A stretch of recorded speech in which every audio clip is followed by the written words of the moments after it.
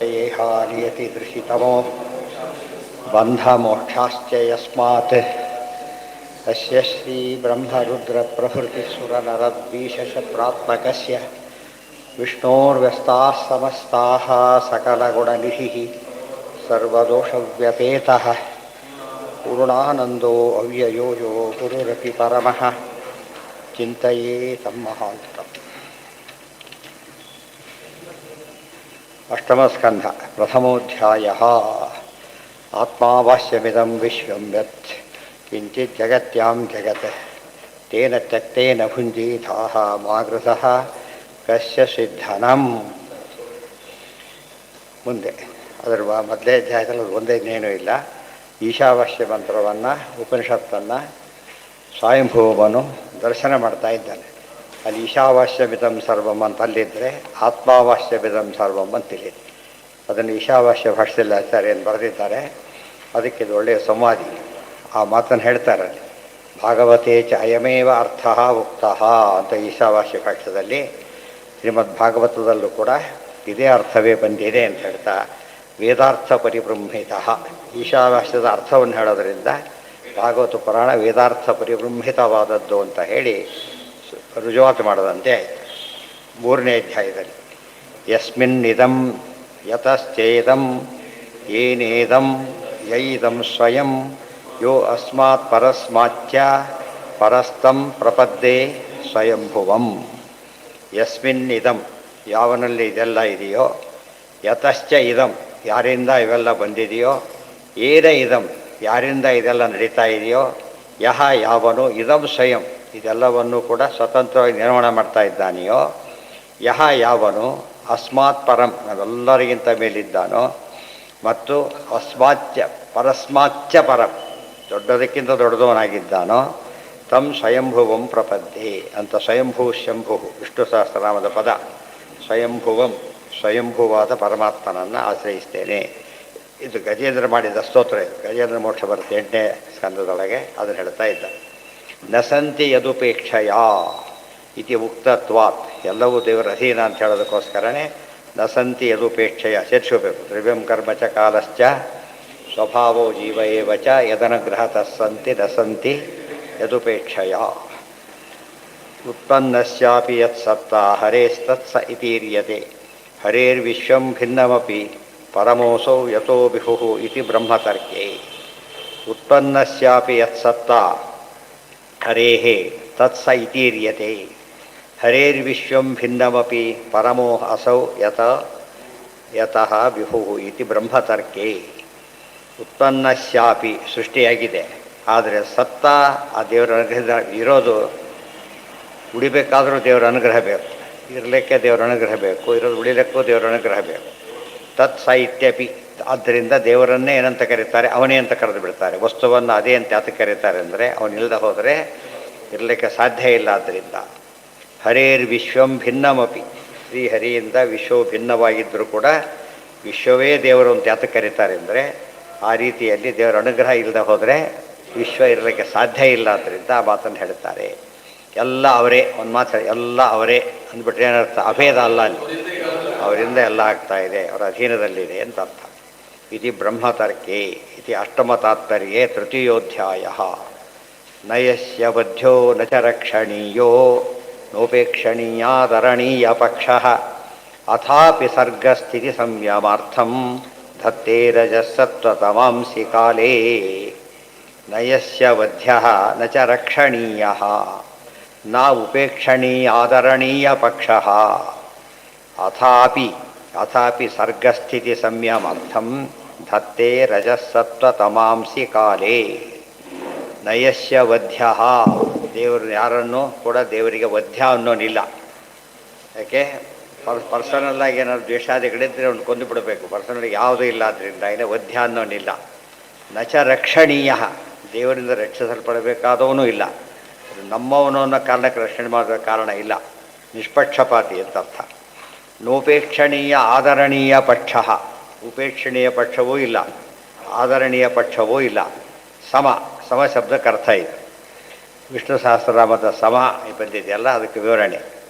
ಅಥಾಪಿ, ಆದರೂ ಕೂಡ ಪರಮಾತ್ಮ ಏನು ಮಾಡ್ತಾನೆ, ಇದರ ಅರ್ಥ ಏನು ಅಂದರೆ ಸೃಷ್ಟಿ ಸ್ಥಿತಿಯಲ್ಲಿ ಪರಮಾತ್ಮ ಮಾಡಲೇಬೇಕಾಗಿಲ್ಲ, ಸುಮ್ಮನೆ ಇದ್ದರೂ ಸಾಕಾಗ್ತಿತ್ತು. ಆದರೆ ಜನ ಗತಿ ಏನಾಗ್ತಿತ್ತಾಗ, ಎಷ್ಟು ಸಾಧನೆ ಕೆಟ್ಟು ಹೋಗ್ತಿತ್ತು. ಆ ಅರ್ಥದಲ್ಲಿ ಅಥಾಪಿ ಸರ್ಗ ಸ್ಥಿತಿ ಸಂಯಮಾರ್ಥ. ಸರ್ಗ ಸೃಷ್ಟಿ, ಆಮೇಲೆ ಸ್ಥಿತಿ, ಸಂಯಮ ನಿಯಮನ ಸಂಹಾರ. ಇದಕ್ಕೋಸ್ಕರವಾಗಿ ಪರಮಾತ್ಮ ರಜಃ ಸತ್ವ ತಮಾಂಸಿ ಕಾಲೇ, ರಜಃ ಸತ್ವ ತಮಾಂಸಿ, ರಜೋಗುಣದ ರೂಪ ಬ್ರಹ್ಮದೇವನ ಸೃಷ್ಟಿ ಮಾಡ್ತಾನೆ, ಆ ರೂಪ ತಗೊಳ್ತಾನೆ. ಅದು ಸೃಷ್ಟಿಗೋಸ್ಕರ ರಜೋಗುಣ, ಸ್ಥಿತಿಗೋಸ್ಕರ ಸತ್ವಗುಣ, ಆಮೇಲೆ ಲಯಕ್ಕೋಸ್ಕರ ತಮೋಗುಣ. ರಜಸ್ಸತ್ವ ತಮಾಂಸಿ ಕಾಲೇ ಅನುಗ್ರಾಹ್ಯತೆಯ ಪಕ್ಷ ದೇವಾ ನಾತ್ಮಾರ್ಥತೋ ಹರೇ ಇತಿ ಚ.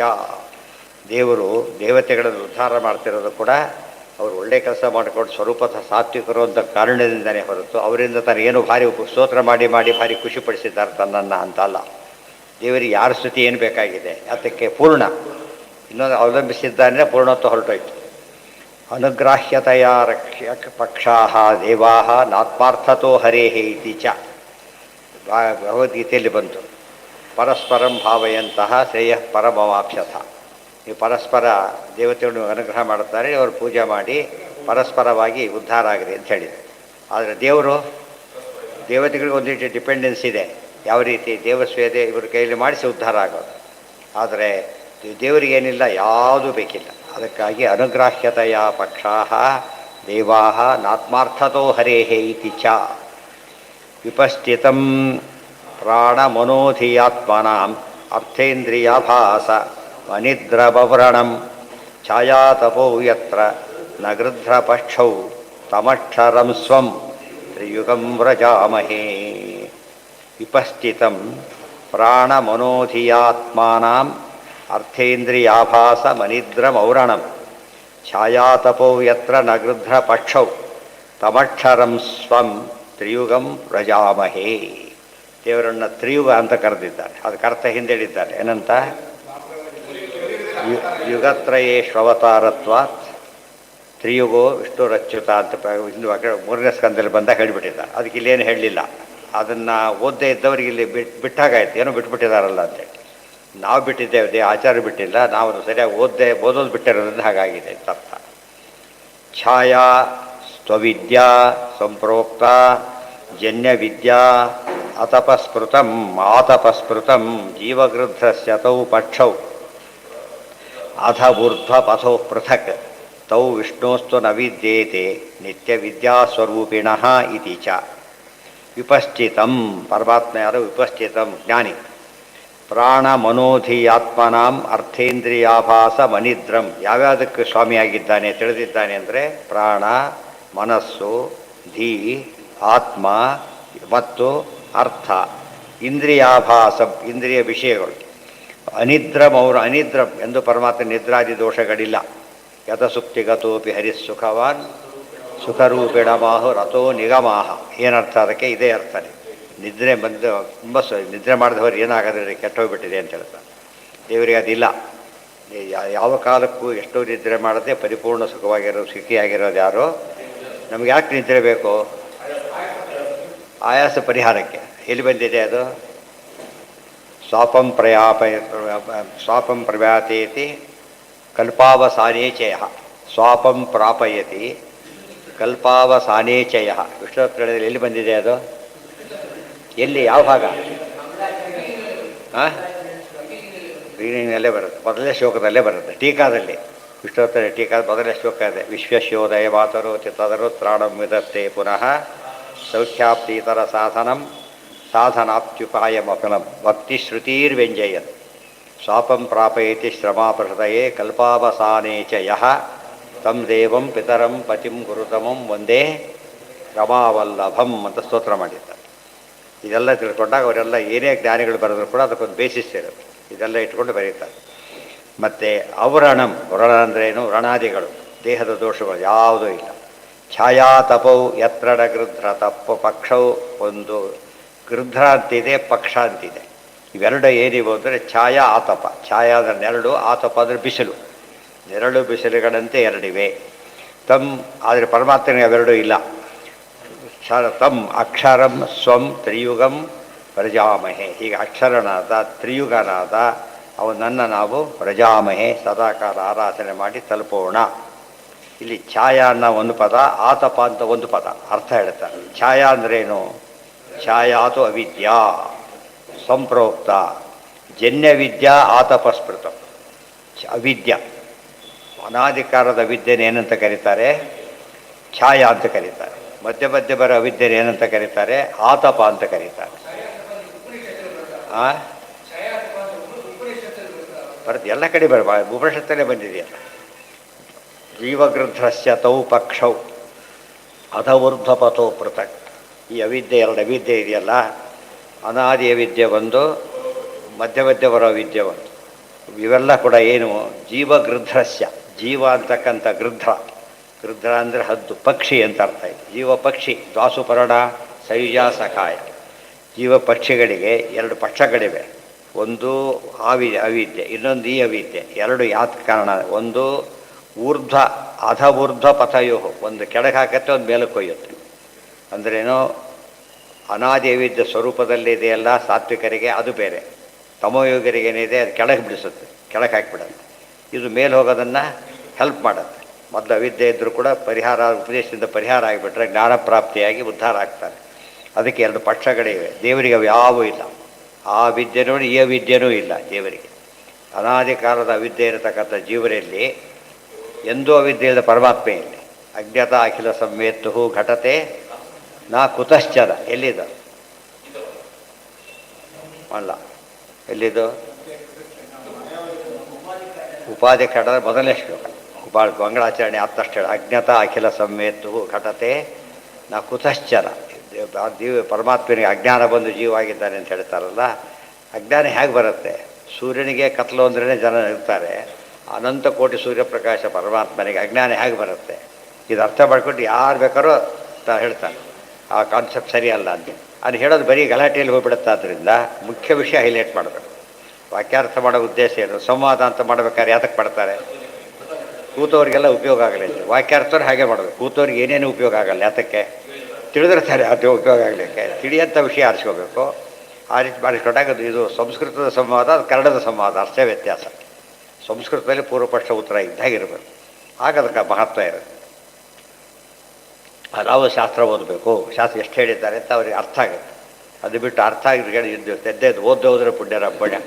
ಎಷ್ಟು ತಲೆ ಇವರೇ ದಿವಸ ತಲೆ ಕೆಡಿಸ್ಕೊತಾರೆ, ನಾವ್ಯಾಕೆ ಓದಬೇಕು ಅನ್ನೋ ಭ್ರಮೆ ತಪ್ಪು ಕಲ್ಪನೆ ಬಂದ್ಬಿಡುತ್ತೆ, ಬರಬಾರ್ದಾಗಿ. ಅಜಸ್ಯ ಚಕ್ರಂ ತ್ವಜಯೋರ್ಮ ಅಜಯ ಈರ್ಯಮಾಣಂ ಮನೋಮಯಂ ಪಂಚದಶಾರಮಾಶು ತೃಣಾಭಿವಿದ್ಯುದ್ ಬಲಮಷ್ಟನೇಮಿ ಯದಕ್ಷಮಾಹು ತಮೃತಂ ಪ್ರಪದ್ಯೇ. ಗುಣತ್ರಯನಾಭಿ ವಿದ್ಯುತ್ ಬ್ರಹ್ಮ.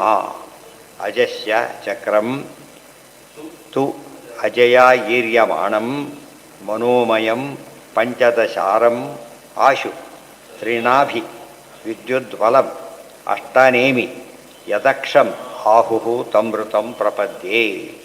ಗುಣತ್ರಯ ನಾಭಿ. ತ್ರಿನಾಭಿಯಿಂದ ಗುಣತ್ರಯಗಳನ್ನು ನಾಭಿಯಲ್ಲಿ ಹೊಂದಿರುವವನು ಅಂದರೆ ನಿಯಾಮಕನಾಗಿದ್ದಾನೆ ಅಂತ ಅರ್ಥ. ವಿದ್ಯುತ್ ಅಂದರೆ ಬ್ರಹ್ಮ. ವಿದ್ಯುತ್ ಬ್ರಹ್ಮೇತ್ಯುಪಾಸೀತ ಇತಿ ಶ್ರುತೇ. ವಿದ್ಯುತ್ ಶಬ್ದಕ್ಕೆ ಬ್ರಹ್ಮ ಅಂತ ಅರ್ಥ ಮಾಡಿದರು. ಯಾಕೆ? ಶ್ರುತಿ ಆಗಿದೆ ಅಂತ ಹೇಳಿದರು. ಜಗಚ್ಚಕ್ರಸ್ಯ ಅಕ್ಷಭೂತೋ ಬಲರೂಪಶ್ಚ ಕೇಶವ ಇತಿ. ಇದೇನಿದು ಜಗಚ್ಚಕ್ರ? ಎಲ್ಲಿ ಬಂದಿದೆ ಆ ಮಾತು? ಎಷ್ಟನೇ ಅಧ್ಯಾಯ?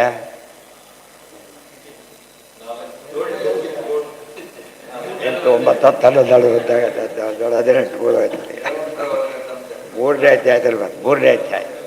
ಏವಂ ಪ್ರವರ್ತಿತಂ ಚಕ್ರಂ ನಾನುವರ್ತಯತಿ ಹಯ ಅಘಾಯುರಿಂದ್ರಿಯಾರಾಮೋ ಮೋಹಂ ಪಾರ್ಥ ಸಜಿ. ಇದು ಒಂದು ರೀತಿ ಜಗಚ್ಚಕ್ರಕ್ಕೆ ಹೇಳ್ತಾ, ಜಗಚ್ಚಕ್ರದ ಮೂಲ ಯಾರು ಅದಕ್ಕೆ ಅಂದರೆ ಪರಬೂರ್ಧ್ವ ಮೂಲ ಮದಶಾಖಂ ಬಂತಲ್ಲ.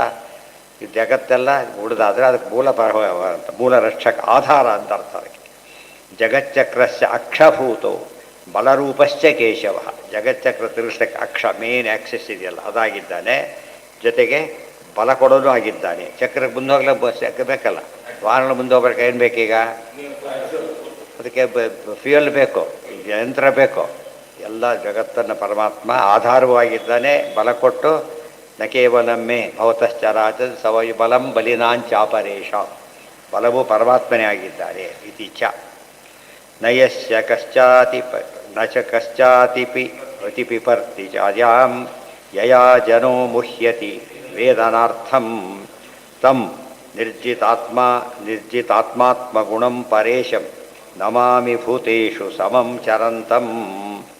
ನಯಶ್ಚ ಕಶ್ಚ ಅತಿ ವಿಪರ್ತಿ ಮಾಯಾಂ ಯಯಾ ಜನಃ ಮುಹ್ಯತಿ ವೇದನಾರ್ಥಂ. ವೇದನಾರ್ಥಂ ಕೂಡಿಸ್ಕೋಬಾರ್ದು, ವೇದನೆಗೋಸ್ಕರ ಅಂತ ಆಗ್ಬಿಡು.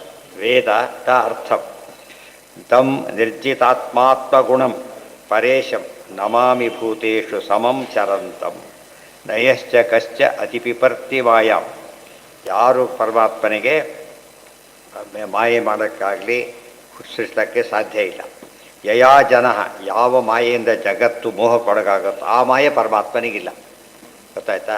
ದೈವಿಶೇಷ ಗುಣಮಯಿ ಮಮ ಮಾಯಾ ದುರತ್ತೆ, ನನ್ನ ಅಧೀನವಾದ ಮಾಯೆ ಎಂದ ಮೇಲೆ ಏನು ಮಾಡೋಕ್ಕಾಗುತ್ತೆ? ಅದು ಏನು ಮಾಡೋಕ್ಕಾಗೋದಿಲ್ಲ. ಆ ದೃಷ್ಟಿಯಲ್ಲಿ ಉಳಿದವ್ರನ್ನ ಮಾಯೆ ಕವಿಸಿ ಆಪತ್ತಿಗೊಳ ಮಾಡಿದರೆ ಪರಮಾತ್ಮನಿಗೆ ಮಾಯೆ ಹೆಸರು ಕೂಡ ಇಲ್ಲ, ಅದನ್ನೇ ನಿಯಂತ್ರಣ ಮಾಡ್ತಾನೆ ಪರಮಾತ್ಮ. ತಮ್ಮ ನಿರ್ಜಿತ ಆತ್ಮಾತ್ಮ ಗುಣಂ, ನಿರ್ಜಿತ ಆತ್ಮಾತ್ಮ ಗುಣಂ, ಜೀವರ ದೇಹದ ಗುಣಗಳು ಯಾವುದು ಪರಮಾತ್ಮನಿಗಿಲ್ಲ, ಅನಿತ್ಯತ್ವಾದಿ ದೋಷಗಳಿಲ್ಲ. ಪರೇಶಂ, ಪರೇಶಂ ಪರರಿಗೂ ಈಶ. ಕೇಶವ ಕೇಶವ ಶಾಸಕ ಬಂದೆ ಶೂರವರೇಶ, ಶೂರವರೇಶ ಒಂದು ಪಾಠ, ಶೂರ ಪರೇಶ ಅಂತ ಇನ್ನೊಂದು ಪಾಠ ಇದೆ.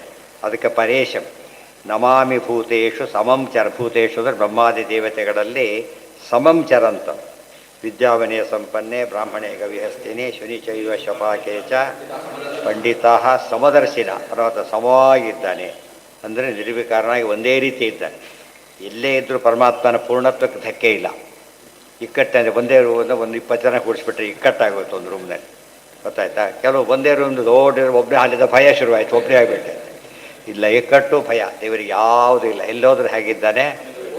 ಇಡೀ ಜಗತ್ತೇ ಪರಮಾತ್ಮನಿಗೆ ಪಿಚ್ಚದು. ಗೊತ್ತಾಯ್ತಾ? ತನ್ನ ದೇಹ ತಾನೇ ಆಶ್ರಯ, ಯಾರೂ ಬೇಕಿಲ್ಲ. ಇವತ್ತು ಅರ್ಥ ಮಾಡಿಕೊಂಡ್ರೆ ನಾವು ಹೋಮ್ ಪಿಚ್ ಫಾರಿನ್ ಪಿಚ್ ಅಂತ ದೇವರಿಗಿಲ್ಲ. ಎಲ್ಲವೂ ಒಂದು ಈಶಾವಾಸ್ಯ ವಿಧಂ ಸರ್ವ. ನಯಸ್ಯ ಆಯ್ತಲ್ಲ. ಆತ್ಮಾಚ ಆತ್ಮಗುಣಾಶ್ಚ ನಿರ್ಜಿತ ಏನ. ಆತ್ಮ ಅಂತ ಹೇಳಿದರೆ ದೇಹ, ದೇಹದ ಗುಣಗಳು ಅಂದರೆ ಸತ್ವಾದಿ ಗುಣಗಳು, ಅವು ಯಾವುದನ್ನು ಪರಮಾತ್ಮ ಮೆಟ್ಟಿ ನಿಂತಿದ್ದಾನೆ. ಅಂಭಸ್ತು ಯದ್ರೇತ ಉದಾರ ವೀರ್ಯಂ ಸಿದ್ಧ್ಯಂತಿ ಜೀವಂತಿ ಪುತವರ್ಧಮಾನಾಃ ಲೋಕತ್ರಯೋಥಾಖಿಲ ಲೋಕಪಾಲಾಃ ಪ್ರಸೀದತಾಂ ಬ್ರಹ್ಮ ಮಹಾವಿಭೂತಿಃ. ಅಂಭಸ್ತು ಯದ್ರೇತ ಉದಾರ ವೀರ್ಯಂ, ಇಡೀ ಸಮುದ್ರಾದಿಗಳ ಪರ್ವತ ರೇತಸ್ಸಿದ್ದಾಗಿ ಅದು ಎಂಥ ಸೃಷ್ಟಿ ಮಾಡ್ತಾನೆ ಯೋಚನೆ ಮಾಡಬೇಕು. ಸಿದ್ಧ್ಯಂತಿ ಜೀವಂತಿ ಉತ ವರ್ಧಮಾನಾಃ, ಅದರಿಂದನೇ ವಸ್ತು ಉಳಿದಿರೋದು, ಜೀವಿಸಿರೋದು, ಬೆಳೆಯೋದು ಎಲ್ಲ ನೀರು. ಸಮುದ್ರ ನೀರಿಲ್ಲದೆ ಹೋದ್ರಾಗೋದಿಲ್ಲ. ಲೋಕಾಸ್ತ್ರಯ, 3 ಲೋಕಗಳು ಕೂಡ. ಅಥ ಅಖಿಲ ಲೋಕಪಾಲಾಹ, ಲೋಕಪಾಲಕರು ಕೂಡ ಅವನ ಅನುಗ್ರಹವನ್ನು ಅವಲಂಬಿಸಿದ್ದಾರೆ ಹೊರತು ಸ್ವತಂತ್ರರಲ್ಲ. ಅಂತ ಮಹಾವಿಭೂತಿ ಬ್ರಹ್ಮ ಪ್ರಸೀದತಾಂ. ಮಹಾವಿಭೂತಿಯಾದ ಪರಮಾತ್ಮ ನಮಗೆ ಪ್ರಸನ್ನನಾಗಲಿ ಅಂತ ಸ್ತೋತ್ರ. ಅವೇನು ಅಂದರೆ ಅರ್ಥ ಹೇಳ್ತಾರೆ. ಸೋಮ ಸೂರ್ಯ ಸೋಮ ಯಮ ಇಂದ್ರಾದಿ ನೃತೆ ಅನ್ಯೇ ಲೋಕಪಾ ಅಪಿ ಅದ್ಭಿರ್ಜೀವಂತಿ ಸೋಮಾಚ್ಚ ಮಹೇಂದ್ರಾದಿ ನೃತೆ ಅಖಿಲಾಃ ಅಪಾಂ ಸೋಮಶ್ಚ ಚಂದ್ರಾದ್ಯಾಃ ಸರ್ವೇ ವೈ ಜೀವನಪ್ರದಾಃ. ಇಲ್ಲೊಂದು ಮಾತು ಹೇಳೋದು, ಲೋಕಗಳು ಲೋಕಪಾಲಕರೆಲ್ಲ ನೀರನ್ನು ಅವಲಂಬಿಸಿ ಬದುಕಿದ್ದಾರೆ, ನೀರು ಪರಮಾತ್ಮನದು ಅಂತ ಹೇಳಿದರು. ಆಗ ಪ್ರಶ್ನೆ ಬಂತು, ಸೂರ್ಯ ಸೋಮ ಯಮ ಇಂದ್ರ 4 ಜನ ಆಯಿತು. ಸೂರ್ಯ ಸೋಮ ಯಮ ಇಂದ್ರ ಇವರನ್ನು ಬಿಟ್ಟರೆ ಅನ್ನೇ ಲೋಕಪಾಪಿ, ಉಳಿದ ದಿಕ್ಪಾಲಕರು ಕೂಡ ಅದ್ಭಿರ್ಜೀವಂತಿ ನೀರಿನಿಂದ ಬದುಕಿದ್ದಾರೆ. ಸೂರ್ಯ ನೀರು ಯಾಕೆ ಬೇಕಿಲ್ಲ? ಸೂರ್ಯ ನೀರು ಕುಡಿಯಾಗಿಲ್ಲ, ಬಂದು ಸುಟ್ಟೋಗ್ಬಿಡುತ್ತೆ, ಬೇರೆ ರಸ ಇಲ್ಲ. ಆ ಬಿಸಿಗೆ ನೀರೇ ಇಲ್ಲ, ನೀರನ್ನು ಅವಲಂಬಿಸಿಲ್ಲ ಅಂತ ಅರ್ಥ. ಜೀವಂತಿ ಸೋಮಾಚ್ಯ ಮಹೇಂದ್ರಾದಿ ನೃತೆ ಅಖಿಲಾಹ, ಉಳಿದವರೆಲ್ಲ ಕೂಡ ಬೇರೆ ರೀತಿಯಲ್ಲಿದ್ದಾರೆ. ಅದು ನೀರನ್ನು ಉಪಜೀವಿಸದೇ ಇರಲಿಕ್ಕೆ ಯಾರ ಕೈಲೂ ಸಾಧ್ಯ ಇಲ್ಲ. ಒಂದಲ್ಲ ಒಂದು ರೀತಿ ನೀರು ಪ್ರತಿಯೊಬ್ಬರಿಗೂ ಬೇಕು. ಈ ನೀರು ಬೇಡವಾದರೆ ಇನ್ನೊಂದು ನೀರು ಬೇಕು ಅವರಿಗೆ. ಅಪಾಂ ಸೋಮಶ್ಚ ಚೇತ್, ಆ ನೀರಿನಲ್ಲಿ ನೀರು ಮುಖ್ಯ ಯಾರು? ಪರಮಾತ್ಮನೇ. ಆದ್ದರಿಂದಾಗಿ ದೇವರು ಎಲ್ಲರನ್ನೂ ಕೂಡ ರಕ್ಷಿಸುವವನು, ಅನುಗ್ರಹಿಸುವವನು ಅಂತ ಅರ್ಥ. ಬಿಟ್ಟು ನೋಡಿ, ಇವತ್ತು ಆಕಾಶ ಬಿಟ್ಟಿರ್ಲಿಕ್ಕಾಗತ್ತೆ? ಯಾರು ಹೇಳಕ್ಕೆ ಸಾಧ್ಯನ? ನೀರಿಲ್ಲದೆ ಹೋದರೂ ಬದುಕೋಕ್ಕಾಗೋದಿಲ್ಲ. ಯಾವುದರಿಂದ ಬದುಕಿದ್ದೇವೆ ಎಲ್ಲ ಯಾರು ಕೊಡ್ತಿರೋದು? ದೇವರು. ನಮಗೆ ಬೇಕಿರೋದೆಲ್ಲ ದೇವರಿಂದ ಬರ್ತಿರ್ಬೇಕಾದ್ರೆ ಅಂಥ ದೇವ್ರು ನಾವು ಯಾಕೆ ಹಾಕ್ತೀವಿ? ನಮಗೆ ನಾವು ಬೇಡ, ನಾವು ತೊಗೋತೀವಿ ಅಂತ ಏರ್ಪಾಡು ಮಾಡಿಕೊಂಡ್ರೆ ಏನು ಮಾಡಬೇಕಾಗ? ಆಗ ದೇವರು ಬೇಕಿಲ್ಲ.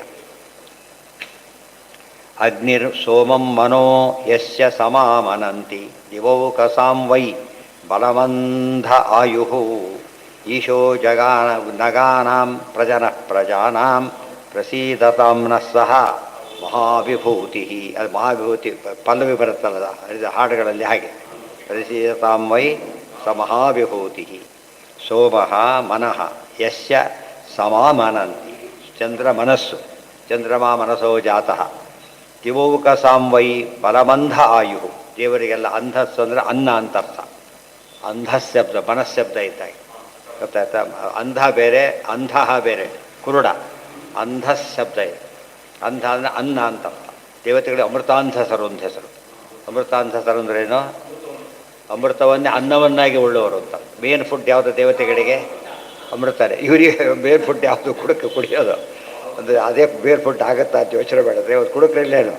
ಅವ್ರು ಊಟ ಇಲ್ಲದೆ ಬೇಕಾಗಿರ್ತಾರೆ, ಕುಡ್ತಾ ಬಿಟ್ಟಿರ್ಲಿಕ್ಕಾಗಲ್ಲ. ಅವ್ರು ಹಾಗಲ್ಲ, ಬರೀ ಅಮೃತನೇ ಅವರಿಗೆ ಅನ್ನ. ಬಲಂ ಅಂಧ ಆಯು. ಈಶು ಅಂಧ ತರು ಪುಲ್ಲಿಂಗ ಮಾಡಿಕೊಂಡು ಅಂಧಾಯು ಮಾಡಿಕೊಂಡು ಏನೋ ಮಾಡ್ಕೊಳ್ಳೋಕೆ ಹೋಗಬಾರ್ದು. ಬೇರೆ ಶಬ್ದ. ಮನ ಆಯು ಇದ್ದರೆ ಆಗ ಅಂಧ. ಈಶೋ ನಗಾನಾಂ ಪ್ರಜನಃ ಪ್ರಜಾನಾಂ. ನಗ ಅಂದರೆ ಬೆಟ್ಟಗಳು, ಗಿಡಗಳಿಗೂ ನಗ ಅಂತ ಹೆಸರು. ವೃಕ್ಷಗಳು ಮೂಮೆಂಟ್ ಯಾವುದಕ್ಕಿಲ್ಲ ಅವೆಲ್ಲ ಏನು? ನ ಗಚ್ಚಂತಿ ಇತ್ಯ ನಗಾಹ.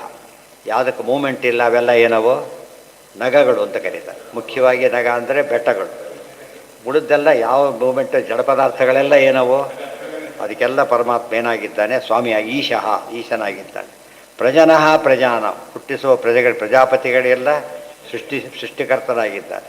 ಅಂತ ಪ್ರಸೀತತಾಮ್ನಃ ಮಹಾವಿಭೂತಿ. ಮಹಾವಿಭೂತಿಯಾದ ಪರಮಾತ್ಮ ನಮಗೆ ಪ್ರಸನ್ನನಾಗಲಿ. ಅಗ್ನಿರ್ಮುಖಂ ಯಸ್ಯತು.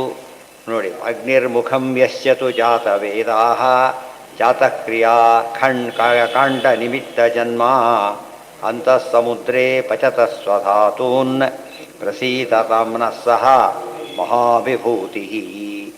ಅಗ್ನಿರ್ಮುಖಂ, ದೇವರಿಗೆ ಮುಖ ಯಾವುದು? ಅಗ್ನಿ. ಎಲ್ಲರಿಗೂ ಮುಖದಲ್ಲಿ ಬಿಸಿ. ಅದಕ್ಕೆ ಟೆಂಪ್ರೇಚರ್ ಎಲ್ಲಿ ನೋಡ್ತಾರೆ ಸಾಮಾನ್ಯವಾಗಿ?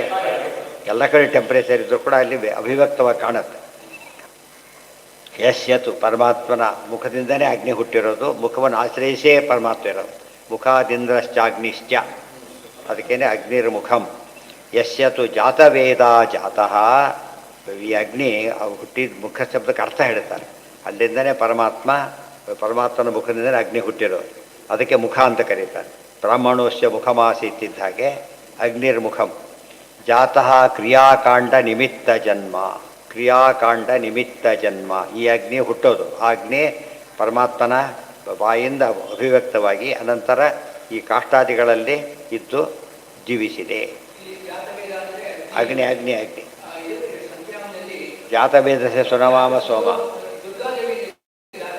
ಅದು ಪರಶುರಾಮದೇ ಮಂತ್ರ. ಮೊದಲು ಪರಶುರಾಮ ಮಂತ್ರ, ದುರ್ಗಾ ಮಂತ್ರ, ಆಮೇಲೆ ಅಗ್ನಿ. ಪ್ರಧಾನವಾಗಿ ಯಾರಿಗೆ? ಅದು ಪರಶುರಾಮ ದೇವರಿಗೆ ಅನ್ವಯ. ಅಗ್ನ್ಯಂತರ್ಗತ ಪರಶುರಾಮ ಆದ್ದರಿಂದಾಗಿಯೇ ಅಗ್ನಿ ಪರಶುರಾಮ ದೇವರಿಗೆ ಅನ್ವಯ. ಚಕ್ಷುರ ಸಮುದ್ರೆ ಅಂದರೆ ಉದರೆ ಅಂತ ಅರ್ಥ. ಸಮುದ್ರ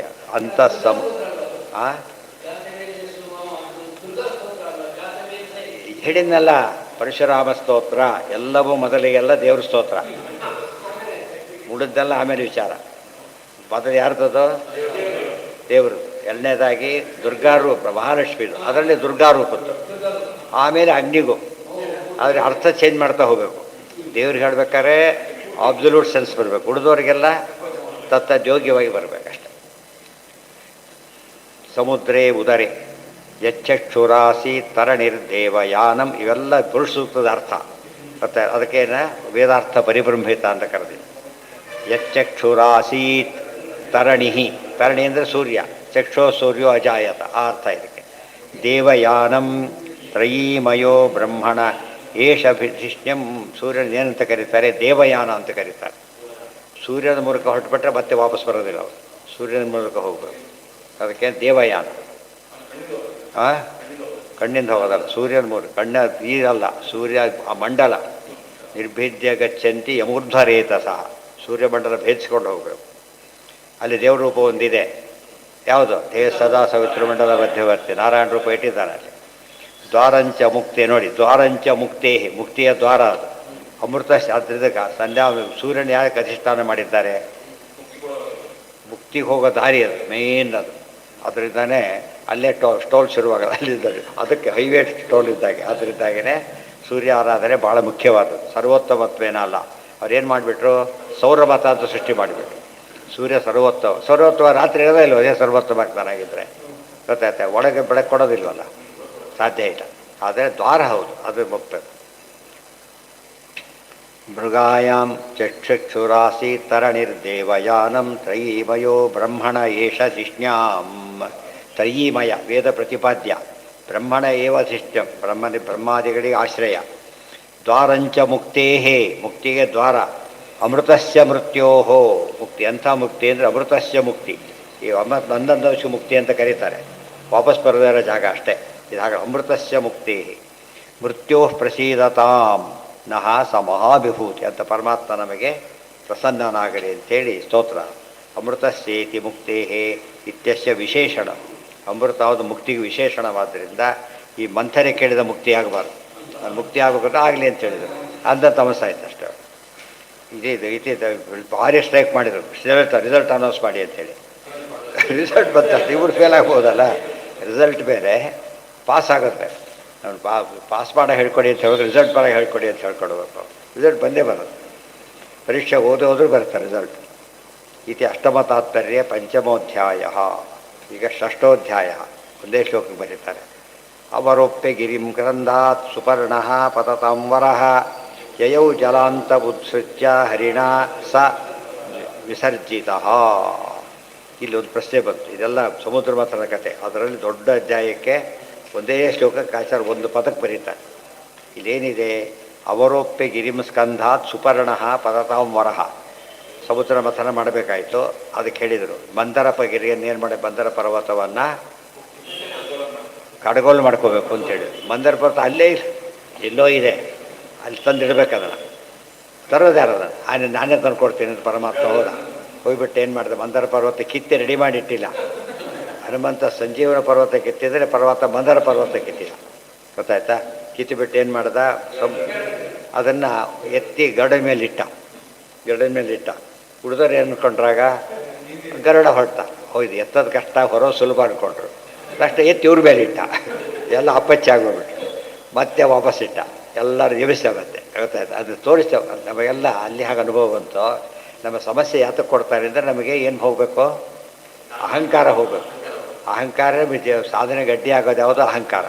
ನಮ್ಗೆ ಎರಡು ಅಹಂಕಾರ ಇದೆ. ಒಂದು ಸ್ವರೂಪದ ಇರೋದು ಅಹಂಕಾರ ಬೇರೆ, ಈ ಮಧ್ಯ ಬರೋ ಅಹಂಕಾರಗಳು ಬೇರೆ. ಅದು ಗೆಲ್ಲಬೇಕು. ಅದೇ ಅವಿದ್ಯೆ, ಮೂಲ ಅವಿದ್ಯೆ, ಅವಿದ್ಯೆ, ಆ ಥರ ಎರಡು ಅವಿದ್ಯೆಗಳಿದ್ದಾಗಿದೆ. ಆದರೆ ಅವಿದ್ಯೆ ಮುರಿದ ಪರಮಾತ್ಮ, ಅಹಂಕಾರ ಮುರಿದ. ಅಂದರೆ ಸಮುದ್ರ ಮಂಥನ ಹೋಗ್ತಿದ್ದಾರೆ. ಅಹಂಕಾರ ಕಳ್ಕೊಂಡ್ರೆ ಆಗೋದಿಲ್ಲ ಅಂತ ತೋರಿಸ್ದ. ಅಹಂಕಾರ ಹೋಗಬೇಕು. ಪ್ರತಿಯೊಂದು ಕಾರ್ಯದಲ್ಲೂ ಕೂಡ ಒಂದು ಸ್ಟೇಜಲ್ಲಿ ವಿಘ್ನ ಬಂದೇ ಬರುತ್ತೆ. ಯಾವುದೋ ರೀತಿ ವಿಘ್ನ ಬರುತ್ತೆ. ಬಸ್ ಲೇಟ್ ಬರೋದು ಒಂಥರ ವಿಘ್ನನೇ, ಟೆನ್ಷನ್. ಗೊತ್ತಾಯ್ತಾ? ಅದಕ್ಕೆಲ್ಲ ಪರಿಹಾರ ತೋರಿಸ್ತಾನೆ. ನಿಮ್ಮ ಕೈಲಿ ನೋಡಿದ್ರಾ? ಈಗ ನಾನು ಕೊಡ್ತೇನೆ. ನೀರು ಬಂದಿಲ್ಲ, ಫೋನ್ ಮಾಡೋದಿಲ್ಲ. ಹೋಗಿ ಅಲ್ಲೂ ನಾವೇ ಬಿಡ್ಲಿಕ್ಕೆ ಕೊಟ್ಬಿಡ್ತಾರೆ. ಒಳಗೆ ಬಿಡೋಲ್ಲ. ಫಸ್ಟಲ್ಲಿ ಕೇಳಿದ್ರೆ ಬಿಡ್ತಾರೆ. ಅವಕತ್ತೆ ಇದ್ದರೆ ನೀರಿದ್ದರೆ ಇದು ಅದು ಇಲ್ಲ, ಇಲ್ಲೇ ಇಲ್ಲ ಅಂತ ಹೇಳ್ಬೋದು. ಅಮೃತ ಸೇತಿ. ಅದಕ್ಕೆ ಇದೆಲ್ಲ ಕಥೆ ಅಲ್ಲಿ ವಿಷಯ. ಇಲ್ಲ ಅದೆಲ್ಲ ಹೇಳೋದಕ್ಕೆ ಹೊರಟಿಲ್ಲ. ವಾಕ್ಯ ಏನು ಬಂತಿಲ್ಲ ಈಗ? ಅವರೋಪ್ಯ ಗಿರಿಂ ಸ್ಕಂಧಾತ್ ಸುಪರ್ಣ ತ್ವತತಾಂಬರ.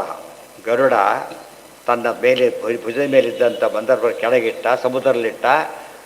ಇದು ಮಾಡಬೇಕಲ್ಲ, ಎತ್ತಲ್ಲಿ ಇಡಬೇಕಲ್ಲ, ಇಟ್ಟ ಅಂಥೇಳಿ. ಯಯೌ ಮತ್ತೆ ಹೊರಟೋಗಿ ಜಲಾಂತ ಉತ್ಸೃಜ್ಯ, ನೀರೊಳಗಿಟ್ಟು ಹೊರಟೋಗ್ಬಿಟ್ಟ. ಹರಿಣಾಸ ವಿಸರ್. ದೇವ್ರು ನಿಮ್ಮ ಕೆಲಸ ಆಯಿತು ಹೋಗುವಂತ ಕಳಿಸ್ಬಿಟ್ಟ. ರೋಲ್ ಮುಗೀತು. ಇವೆಲ್ಲ ಬುಲ್ಡೋಜರ್ ಕೆಲಸ ಎಲ್ಲಿರುತ್ತೆ? ಕೆಲವೆಲ್ಲ ಕ್ರೇನ್ ಕೆಲಸ ಉದ್ಮೇಲೆ ಹೋಗುವಂತ ಕಳಿಸಿಬಿಟ್ಟ. ಅನಂತೋಢೋ. ಈಗ ಒಂದು ಪ್ರಶ್ನೆ ಬಂತು. ಸುಪರ್ಣ ಅನ್ನೋ ಪದ ಉಪಯೋಗಿಸಿದ್ದಾರೆ. ಏನು ಸ್ವಾರಸ್ಯ ಅಂತ ಪ್ರಶ್ನೆ. ಅದಕ್ಕೆ ಹೇಳ್ತಾರೆ, ಅನಂತೋಢೋ ಮಂದರಸ್ತು ಯದಾ ವೈವಸ್ವತಾಂತರಂ ಅಮೃತಾರ್ಥಂ ಸುಪರ್ಣೋಢೋ ವೈವತಶ್ಯಾಂತರೇ ಮನೋಹೋ ರೈವತಶ್ಯಾಂತರೇ ಮನೋಹೋ. ಸಮುದ್ರ ಮಂಥನ ಎರಡು ಸರ್ತಿ ಆಗಿದೆ. ನೆನಪಿರ್ಬೇಕು. ಸಮುದ್ರ ಮಥನ ಕಾರ್ಯ 2 ಸರ್ತಿ ಆಗಿದೆ. ಒಂದು ಸರ್ತೆ ಈ ಮಂದರ ಪರ್ವತ ಎತ್ತಿದ್ದ ಗರುಡನಿಗೆ ಏನಂತ ಹೆಸರು? ಸುಪರ್ಣ ಅಂತ ಹೆಸರು. ಇನ್ನೊಂದು ಸರ್ತಿ ಗರುಡನಿಗೆ ಅನಂತ ಅಂತ ಹೆಸರು. ಗರುಡನೇ ಅನಂತ ನಾಮಕ ಗರುಡ, ಸುಪರ್ಣ ನಾಮಕ ಗರುಡ ಅಷ್ಟೇ ಹೊರತು ಏನಲ್ಲ, ಬೇರೆ ಅಲ್ಲ. ಅನಂತ ಯಾವುದಕ್ಕೆ ಹೇಳಬೇಕಾಯ್ತು? ಅನಂತ ಶಬ್ದಕ್ಕೆ ಏನರ್ಥ ಇದೆ? ಶೇಷ ಅಂತಿದೆ. ಒಂದು ಸರ್ತಿ ಶೇಷ ಹೊತ್ತ, ಒಂದು ಸರ್ತಿ ಹೊತ್ತ ಅಂತ ಅರ್ಥ ಅಲ್ಲ.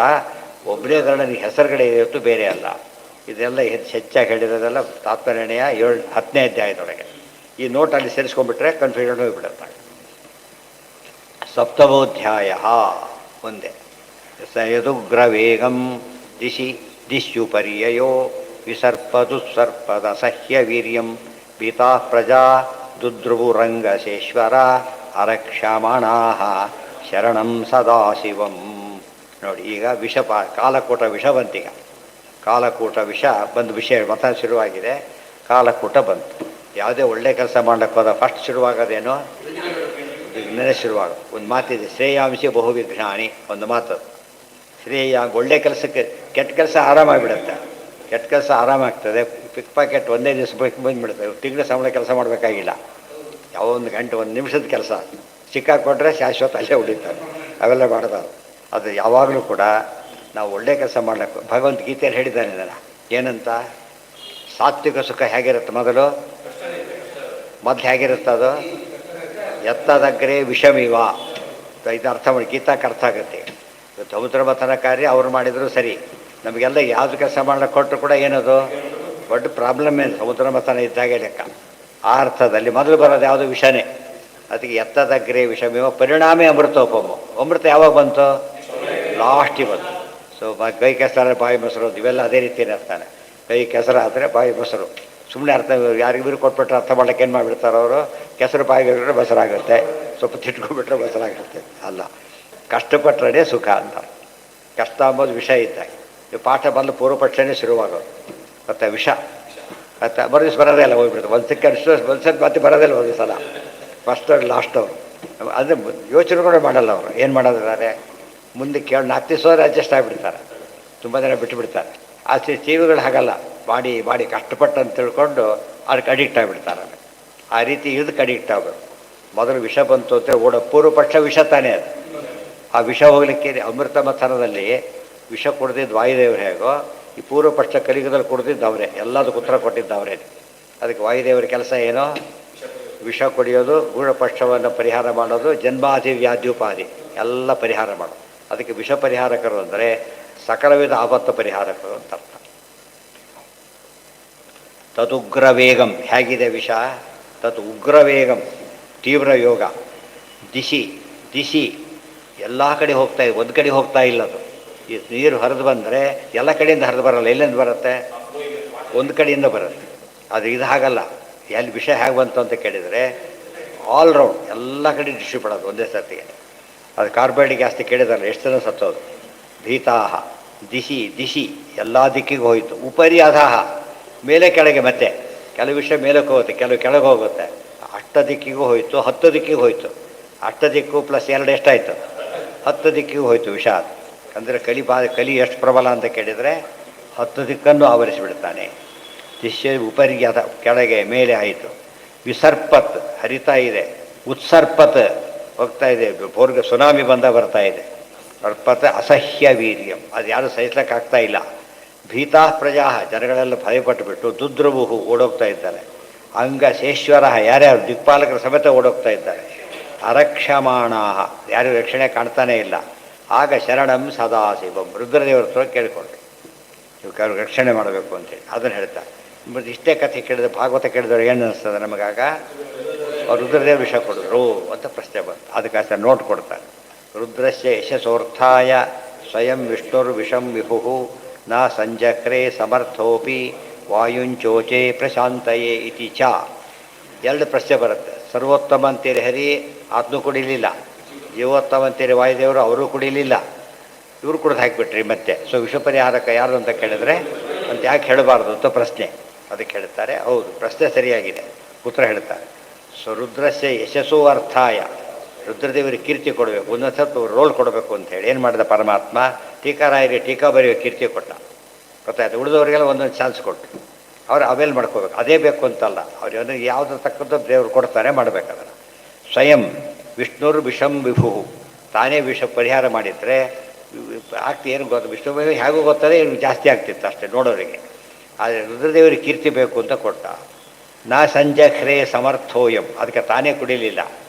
ಆಮೇಲೆ ಏನು ಮಾಡ್ದ, ರುದ್ರ ಡೈರೆಕ್ಟ್ ಕೊಳ್ಳಿ ವಾಯುಂಚೋಚೆ ವಾಯುದೇವರೇ ನೀವು ಕುಡೀರಿ ಅಂತ ಹೇಳಿದ್ರು. ಅವರು ಸ್ವಲ್ಪ ಅವ್ರಿಗೆ ಕೊಟ್ಟರು. ಸೊ ತ್ರಿಮೂರ್ತಿಗಳ ವ್ಯಾಪಾರನೂ ಇದೆ. ಸರ್ವೋತ್ತಮನಾಗಿ ತಾನು ಕುಡಿದೆ, ವಾಯುದೇವರು ಹೇಳಿದ, ವಾಯುದೇವರು ಹೇಳಿದ್ದಕ್ಕೆ ಇವರು ಕುಡಿದ್ರು. ಸೊ ಅವರಿಬ್ಬರು ರೋಲ್ ದೊಡ್ಡದೀಗ. ಹೇಳಿದ್ದವರು ಹೆಚ್ಚು ಕುಡಿದಿದ್ದು ವಾಯುದೇವರು, ಕೊನೆಗಾಗಿದ್ದೇನೆ ಸ್ವಲ್ಪ ಕುಡಿದಿದ್ದವರು ಅದನ್ನು ತಿಳಿಸ್ಕೊಳ್ಳೋಕ್ಕಾಗ್ದೇನೆ ಅವ್ರು ಕೀರ್ತಿ ಪಡೋದು. ಅಷ್ಟಕ್ಕೆ ದೊಡ್ಡ ಕೀರ್ತಿ ಬಂತು ಅವರಿಗೆ. ನಂಜುಂಡೇಶ್ವರ ಅಂತ ಹೆಸರು ಬಂತವರು. ವಿಷಕಂಠ, ನಂಜುಂಡ, ಶ್ರೀಕಂಠ, ನೀಲಕಂಠ, ರುದ್ರಸ್ಯ ಯಶೋರ್ ಇತಿ ಚ, ಇದೆಲ್ಲ ಪ್ರಮಾಣ ವಾಕ್ಯ ಕೊಟ್ಟಿದ್ದಾರೆ, ಅದು ಸೇರಿಸ್ಕೋಬೇಕಾರಿಗೆ. ತ್ವಮೇಕಃ ಸರ್ವಜಗತಃ ಈಶ್ವರೋ ಬಂಧ ಮೋಕ್ಷಯೋ ತಂತ್ವಾ ಭವಂತಿ ಕುಶಲಾಹ ಪ್ರಪನ್ನಾರ್ತಿ ಹರಂ ಗುರುಂ. ಇವರೆಲ್ಲ ಹೋಗಿ ಏನು ಮಾಡಿದ್ದಾರೆ, ರುದ್ರದೇವರು ಸ್ತೋತ್ರ ಮಾಡ್ತಾ ಇದ್ದಾರೆ. ಏನಂತ ಸ್ತೋತ್ರ ಮಾಡ್ತಾರೆ ಗೊತ್ತಾ? ತ್ವಮೇಕಃ, ನೀನೊಬ್ಬರೇನೆ. ನೋಡಿ, ನೀವೊಬ್ಬರೇನೆ. ಏನು ಮಾಡ್ತೀರಿ ನೀವು? ಸರ್ವ ಜಗತಃ ಈಶ್ವರ, ಎಲ್ಲ ಜಗತ್ತಿಗೂ ಈಶ್ವರ. ಮತ್ತು ಬಂಧ ಮೋಕ್ಷಯೋ ಈಶ್ವರ, ನೀವೇ ಮೋಕ್ಷ ಕೊಡು, ಎಲ್ಲ ಸ್ತೋತ್ರ ಮಾಡಿಬಿಟ್ಟು. ತ್ವಂ ತ್ವಾ ಭವಂತಿ ಕುಶಲಾಹ ಪ್ರಪನ್ನಾರ್ತಿ ಹರಂ ಗುರು. ಆದ್ದರಿಂದಲೇ ದೇವತೆಗೆಲ್ಲ ನಿಮ್ಮನ್ನು ದುಃಖದ ಪರಿಹಾರ ನಿಮ್ಮನ್ನು, ಗುರುಗಳಾದ ನಿಮ್ಮನ್ನು ಜ್ಞಾನಿಗಳೆಲ್ಲ ಕೊಂಡಾಡ್ತಾರೆ ಅಂತ ಹೇಳಿಬಿಟ್ಟು. ನೋಡೋದು ರುದ್ರದೇವರು ಏನಾದಾಗಾಯ್ತಿಲ್ಲ, ಈಗ ಸರ್ವೋತ್ತಮರು ಸ್ತೋತ್ರ ಅಂತ ಮಾಡ್ತಿದ್ದಾರೆ. ಸಾಮಾನ್ಯಗೊಂದು ಟ್ರೆಂಡ್ ಇದೆ, ಕೆಲಸ ಆಗಬೇಕಾದ್ರೆ ಹೊಗಳೋ ಪದ್ಧತಿ ಬಂದ್ಬಿಟ್ಟೆ. ಇವತ್ತು ಇದನ್ನು ನೋಡಿ ಶುರುವಾಗಿರೋದಲ್ಲ. ಎಲ್ಲ ನೀವೇ ಅಂತ ಕರೆದು ಬಿಡೋರು, ಎಲ್ಲ ನೀವೇ. ಅವ್ರಿಗೆ ಗೊತ್ತು ಇವರಲ್ಲ ಅಂಥೇಳಿ. ಆದರೂ ಏನು ಮಾಡ್ತಾರೆ, ನಿಮ್ಮ ಮೂಲಕ ಕೆಲಸ ಆಗತ್ತೆ ಎಂಬ ದೃಷ್ಟಿಯಲ್ಲೇ ಮಾತಾಡ್ತಾರೆ. ಅದಕ್ಕೆ ಮಿಶ್ರ ಸ್ತುತಿ ಅಂದರೆ ಈ ರೀತಿ ಬರೋದು. ಬರುತ್ತೆ, ಹೌದು. ಹೆಸರಿನಲ್ಲಿ ಸೇರ್ಕೊಂಡ್ಬಿಟ್ಟಿದೆ, ನೀಲಕಂಠ ಹೆಸರನ್ನೇ ಬಂದುಬಿಟ್ಟಿದೆ. ಹೌದು, ನೀಲಕಂಠ ಇತಿ ಶ್ರುತಿ ಅಂತ ಹೇಳ್ತಾರೆ. ಸ್ಥಿತಿಕಂಠ ಅಂದರೆ ನೀಲಕಂಠ, ನೀಲಕಂಠ ಅಂದರೆ ವಿಷ ಕುಡಿದಿದ್ದಕ್ಕೆ ಆಗಿದೆ. ತುಂಬ ಜನ ಫೋಟೋಗಳಲ್ಲಿ ರುದ್ರದೇವರನ್ನ ನೀಲಿ ಬಣ್ಣ ಹಾಕಿಬಿಡ್ತಾರೆ, ಗೊತ್ತಲ್ಲ? ರುದ್ರದೇವ ಎಲ್ಲೋದ್ರೂ ಕೂಡ ನೀಲಿ ಬಣ್ಣ ಹಾಕಿಬಿಡ್ತಾರೆ. ತಪ್ಪೋದು. ರುದ್ರದೇವರ ಬಣ್ಣ ಬಿಳಿ, ಅಚ್ಚ ಬಿಳಿ. ಕಂಠ ಮಾತ್ರ ಕಪ್ಪು, ಎದ್ದು ಕಾಣಿಸುತ್ತಾಗ. ಅಚ್ಚ ಬಿಳಿ ಇದ್ದ ಕಪ್ಪು ಏನಾಗುತ್ತದ, ಎದ್ದು ಕಾಣಿಸುತ್ತೆ. ಬಟ್ ಅದು ಯಾವ ಶೋಭೆ ಕೊಡುತ್ತೆ ಅದರಿಂದ. ಎಂಥ ಶೋಭೆ ಕೊಡುತ್ತೆ ಅವರಿಗೆ. ಅವರು ಇದಾಯ್ತು ದೊಡ್ಡದಾಗಲಿಲ್ಲ. ಅದು ಕಂಠ ನೀಲವಾಗಿದ್ದು ಗುರುತ ಏನಂದರೆ ಲೋಕ ಕಲ್ಯಾಣಕ್ಕೋಸ್ಕರ ವಿಷ ಕೊಡೋದ್ರಲ್ಲ, ಕೀರ್ತಿ ಬಂತು. ಯುದ್ಧಕ್ಕೆ ಕಾಲು ಮುರ್ಕೊಂಬಂದ್ರೆ ಏನಂತಾರೆ, ಯಾರು ನಗೋದಿಲ್ಲ. ಏನು ಮಾಡ್ತಾರೆ ಅದನ್ನು, ಎಲ್ಲರೂ ಹಾರಾಗಿ ಗೌರವಿಸ್ತಾರೆ. ಅದಕ್ಕೆ ಎಲ್ಲೋ ಬಿದ್ದು ಕಾಲು ಮುರ್ಕೊಂಬಂದ್ರೆ ಅವ್ರಿಗೆಲ್ಲ ಗೌರವಿಸೋದಿಲ್ಲ. ಕುಂಟ ಇವರು ಕುಂಟ ಅಂತ ಯಾರು ಕರಿಬಾರ್ದು. ಕರೆದವ್ರು ಬಡಿದು ಬಿಡ್ತಾರೆ. ಯಾಕೆ? ದೇಶಕ್ಕೋಸ್ಕರ ಕಾಲು ಕೊಂಡ್ಕೊಂಡು. ಅದಕ್ಕೋಸ್ಕರ ಇವರು ಮಾಡಿ ದೊಡ್ಡ ತ್ಯಾಗ ಇದೆ. ಅದಕ್ಕೋಸ್ಕರ ನೀಲಕಂಠ ಅಂತ ಸ್ತೋತ್ರ ಆಯಿತು. ಅಹಲ್ಯಾಯ ವಿಚಾರ ಹೇಗೆ ಸ್ತೋತ್ರ ಆಯಿತು ಹಾಗೆ ಸ್ತೋತ್ರ ಆಯಿತು. ವಕ್ರತುಂಡ ಅದು ಅವ್ರಿಗೆ ಸ್ತೋತ್ರನೇ. ಒಂದು ದೃಷ್ಟಿಯಿಂದ ಅಸಾಮಂಜಸ್ಯ ಹೇಳುತ್ತೆ, ಒಂದು ದೋಷ ಹೇಳುತ್ತೆ, ಇನ್ನೊಂದು ದೃಷ್ಟಿಯಿಂದ ಗುಣ ಹೇಳುತ್ತೆ. ಆದರೆ ದೇವರಿಗೆ ಮಾತ್ರ ಎಲ್ಲವೂ ಗುಣಗಳೇ ಹೊರತು ಬೇರೆ ಗುಣ ನಿಯಾಮಕತ್ವ ಮಾತ್ರ. ಅಲ್ಲ, ತೋರಿಸ್ಬೇಕು. ಅದೇ ಒಂದು ಕಾರಣ, ಪ್ರಧಾನ ಕಾರಣ ಹೇಳಿದರು. ಉಳಿದೆಲ್ಲ ಏನು ಅವ್ರಿಗೆ ಕೊಟ್ಟು ಉಳಿದವ್ರು ನಾವು ಕುಡಿತೀವಿ ಅನ್ಕೊಳ್ಳೋಕೆ ಹೋಗ್ಬೇಡ್ರಿ. ನೋಡಿ ಅವ್ರಿಗೆ ಹೀಗಾಯಿತು, ಉಳಿದಿರ್ತದೆ. ಅದು ವಾಯುದೇವರು ಪೂರ್ತಿ ಕುಡಿದ್ರಲ್ಲ, ಅವ್ರ ಶಕ್ತಿ ಎಷ್ಟಿರಬೇಕು. ಯಾವಾಗಲೂ ಒಂದು ಕಥೆಗೆ ಅನೇಕ ಮುಖಗಳಿರುತ್ತೆ, ಗೊತ್ತಾಯ್ತಾ? ಅನೇಕ ಮುಖಗಳಲ್ಲಿ ಏನು ಮಾಡ್ಬೇಕು ನಾವಾಗ ಅರ್ಥ ಮಾಡ್ಕೊತಾ ಹೋಗ್ಬೇಕು. ಅಂಥ ಸಾಮಾನ್ಯ ರುದ್ರದೇವರಂಥವ್ರಿಗೆ ಈ ರೀತಿ ಮಾಡಿತು ಅಂದಮೇಲೆ ಉಳಿದವ್ರ ಗತಿ ಏನದು ಅಂದರೆ ಕಲಿ ಅವ್ರನ್ನೂ ಅಟ್ಯಾಕ್ ಮಾಡ್ತಾನೆ.